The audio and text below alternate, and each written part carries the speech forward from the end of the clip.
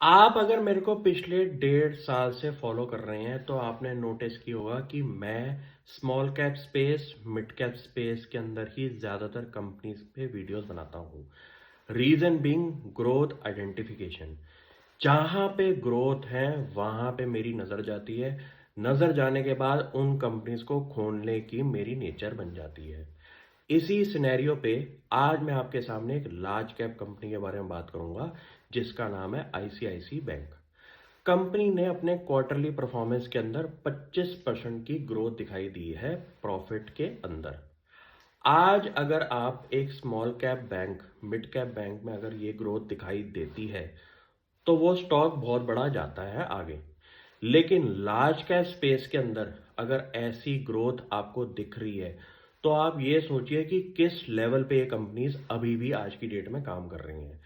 Company के deposits base, company के advances base के अंदर 18% की ग्रोथ है। ये ग्रोथ इसलिए विजिबल आपको इसलिए दिखाई दे रही है क्योंकि इंडिया के अंदर एक ट्रेंड चेंज हो रहा है बैंकिंग स्पेस के अंदर।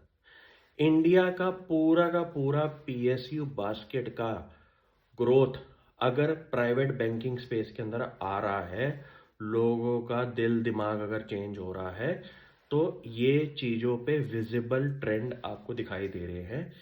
18-18 लाख करोड़ की डिपॉजिट बेस और एडवांसेस बेस पे अगर ये लोग ग्रोथ दे रहे हैं 20-20% की, ये एक नॉर्मल बात नहीं है। इंडिया की इकोनॉमी 6-7% से ग्रो हो रही है, ये बैंक अभी भी 18-18% से ग्रो हो रहे हैं। ये एक ऐसा फंडामेंटल चेंज है जो कि अच्छी बात इसलिए भी है। लार्ज कैप स्पेस के अंदर इतनी ग्रोथ जो कि एक स्मॉल साइज बैंक के अंदर दिखाई देती है वो इनमें भी विजिबल है। मैं सिर्फ ग्रोथ के पीछे हूँ। वैल्यूएशन भी एक बहुत बड़ा क्राइटेरिया होना चाहिए और ये private sector large cap banks आज की डेट में पिछले 3-4 साल के टाइम पीरियड में one of the most under valued stage पे खड़े हुए हैं। इन चीज़ों पे ध्यान देना शुरू करिए और इनके रीज़न रैशनल पे काम करें। Thank you.